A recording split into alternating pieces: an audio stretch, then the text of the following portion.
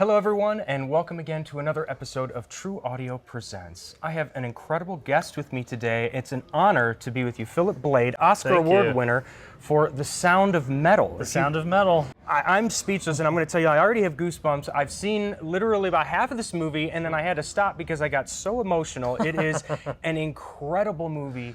You captured so much emotion. Thank you. Talk to me about it. It's exactly what you said. As a sound guy, it plays almost like a horror drama because we've all exposed ourselves to loud. You know, we've all gone home after mixing a 15-hour day with concert ear or whatever you call it. The ringing and the pain of pressure. Right. So for me, I was definitely informed through firsthand experience, not through going deaf, but just having experiences where I'm like, oh, am I losing some of my hearing? You know, and how traumatizing that could be for someone like me who does it for a living. So for me, I obviously was drawn to the project. At the same time, growing up, I was an amateur musician. So I never did anything professional, but I knew what it was like to be in bands. And I honestly had spent a long time figuring out how to record instruments. So when I found out that we were actually going to record the band for real, I was very excited. I was like, oh, I got 1,000 ideas. I got 1,000,000 ideas. I know how to make this work. And the way we actually recorded it was that since we recorded an actual venue, that they set them up like they were a band on tour, and then they sent it through the front of the house, and they sent me a feed, and then I would strategically kind of place mics in different places to try to get additional stuff. If you haven't seen Sound of Metal, it's almost like 3 acts of sound, and not to spoil it for anyone, but he loses his hearing because he's in a metal band, and after he loses his hearing, what we wanted to do was record kind of the sound of the deaf on set. When I talked to the director at the beginning, he was like, let's just open the box and figure out kind of what we can do. And we talked about different kinds of experiments. So what we ended up developing was kind of a system where we could record our high quality sound, and then we could also record kind of a deaf sound. And it was all time coded, and we recorded simultaneously while the cameras were rolling. So if you actually look at Riz in the movie, sometimes he's actually wearing 2 mics. He's wearing his regular lav, which was a B6, and then he's wearing another lav pack, electro pack, that's connected to this contact mic that we had overnighted from Germany. Had no brand name. It was just something we found, and it looked like a piece of super stick or double-sided tape with wire sticking out of it. Oh my gosh. And then it would just go, we plugged into it was a regular XLR, and then that would go to a TA5, and then that would go to the mic pack.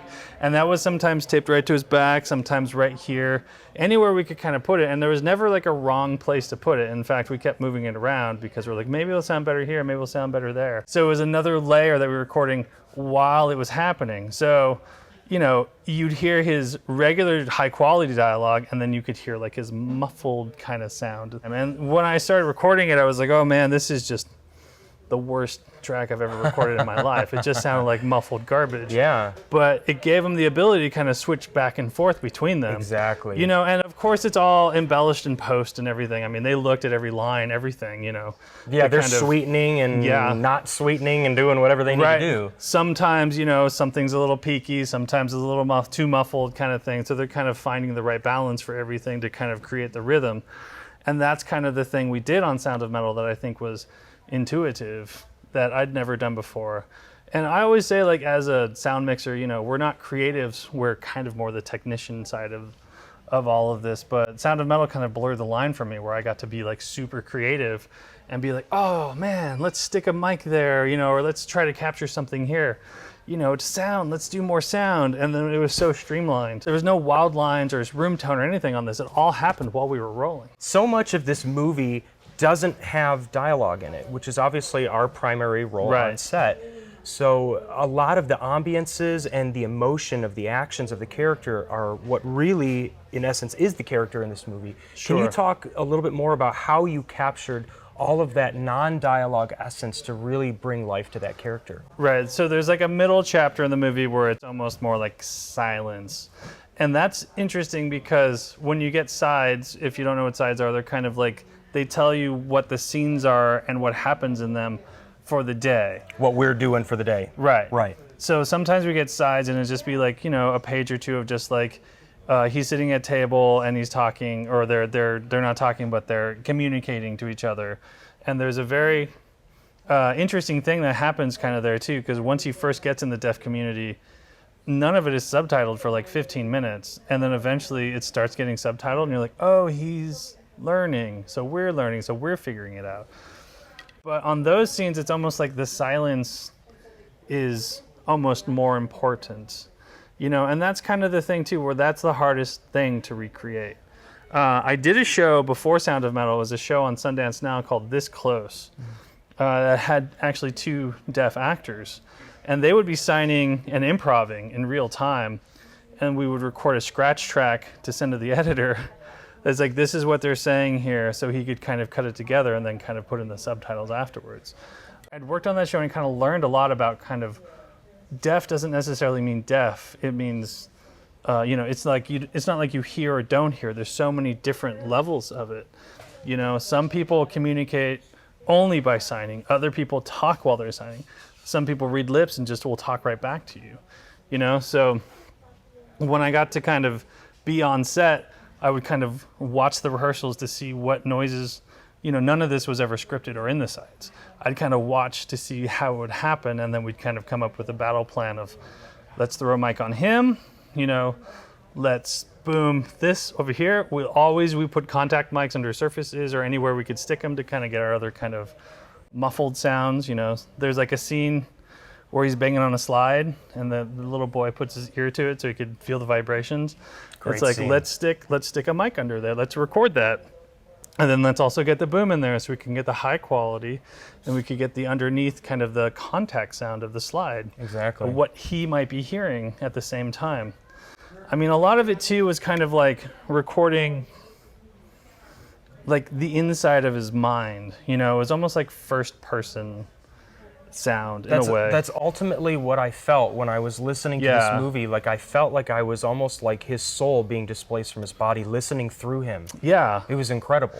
And it's interesting because when you're shooting a movie, you always go with the camera perspective. If it's like, an example I've given is if you're shooting a door and someone's on the other side of the door and you can't see them, then what you would want to hear from the perspective of what they're shooting is the sound of the person talking through the door. Right.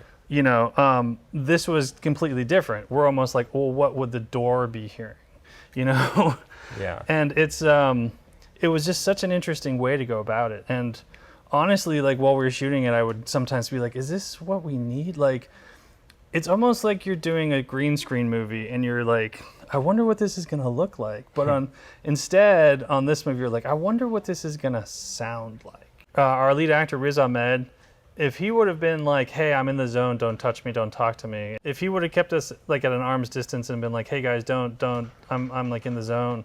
Like, this would have been a completely different story. The movie would not have sounded nearly as good without his intensity in life and the way he let us record it. He was game for any experiment. Sometimes I go up to him, he's like, hey Riz, I'm gonna try sticking it in your armpit now. Is that okay? He's like, oh, okay. With him, like I said, he never kept his arms reached. Once or twice, costumes would come up to me like, we can see it, because he was wearing a lot of stuff. Yeah. And they would say something like, we need to move it, and we need to move it, and we need to move it. And like, at one point he was like, how many times is this going to happen? I had to kind of tell him, like, it's got to happen as many times as it has to happen, because we're trying to, we need to get it right.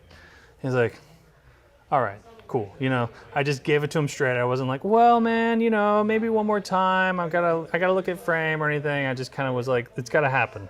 I love that we were all equals while we're making the movie. There wasn't like, I'm the actor, this is my film. He was like, we're all working together to get to the same place.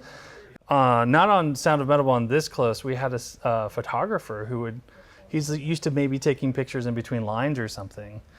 He's like, oh, well, I see his line, and then he reaches for this thing on the table. He doesn't say anything, snap, snap, snap, snap, snap. And then when he says his line, it's okay. I can take it between lines. Right. But since there was no lines, it was all signing, I had to kind of sit down and talk to him. I was like, no, that's the dialogue of the movie. is the sound of them signing. We got to Everything treat is. this like it's a line. Exactly. They're not cutting this stuff out in between the words. Right. It's almost more important. This is a very specific sound of something that we're trying to grab. So you're just like, just go home. No. Just leave, right? No, of course. So I'm always nice to everyone. You know, we're all trying to get our job done. For sure. But like, He's got to do them on the rehearsals. it was on the rehearsals, of course. But like that's an example of something that I was informed going into Sound of Metal. I was like, okay, I kind of know how to deal with this and what to look out for. You know. Yeah. Let's talk a little bit more about the gear that you're using, because I know that you are a very big advocate of the Aton Kantar. Is that right? I've never used any other recorder ever. Talk to me when about I it. started recording in 2009 was my first gig. I bought my gear and I literally was like, I mean, and this is so easy to say now, but I was like, what's the guy who won the Oscar last year? I want to use what he used. So it was. What movie would that have been? It was Kirk Francis for the Bourne Ultimatum Supremacy, one of the Bourne movies, that whatever the one was in 2009. But he had the X2, and I researched that he had an article in CAS or 695 about it because he won the Oscar, and I was like, okay, I'm gonna get an Aton, I'm gonna get Electros, I'm gonna get B6s, you know, I'm gonna go with Denicky. He just listed every piece of gear he used. I've never used anything professionally other than an Aton. Amazing. And then once the X3 came out, I put in an order right away, and my Kantar is number 93. Wow. So I got one of the first 100 off the line, and I bought it here at True Audio. True Audio LA. Love it. Very good. Well, awesome. And you know, another thing that I want to talk to you about is about the Countryman B6s. That's a very interesting choice. Because, you know, one of the things that a lot of people think is that the B6s don't have a very high SPL, that they can't take that type of loud volume. And I've worked on jobs with B6s where people working on construction had no problem. You're working with a metal artist, you know, banging on drums and screaming his head off. Those mics were perfect. I feel like there's a very special sound that comes when you use a B6 and an Aton together.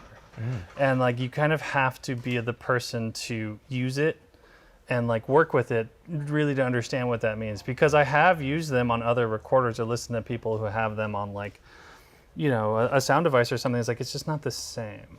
So there's some sort of special magic when you combine those two things. And I mean, I'm sure there's something about the way that I've taught myself to do it too, but I mean, I'm not saying it's the only mic I use either, but it's definitely my go-to. And then it's also very easy to conceal. And I'm always switching the capsules on them too, which I think people don't necessarily do. No, a lot of people forget about the capsules. They don't even know what they're for. No, I use the flat and the crisp, and I go back and forth depending on what's happening. Okay. Just like the buttons on the Schoeps mics, I'm always putting on some of the roll whenever I'm outside to be like, oh, let's just get an extra little bit, you know. And I love the Schoeps mics too because they don't color your tone at all. Any single time I go to a different mic, I'm like, oh, it doesn't sound like natural, like I'm used to. It's not transparent. It's not like what you're hearing with your ears. You're like, something sounds different. I remember the first time I turned on a Schoeps mic, I was like, oh no, it's not working, because I couldn't hear anything through my headphones. And then I saw the level, I was like, oh no, it's just such a perfect representation of what I'd be hearing.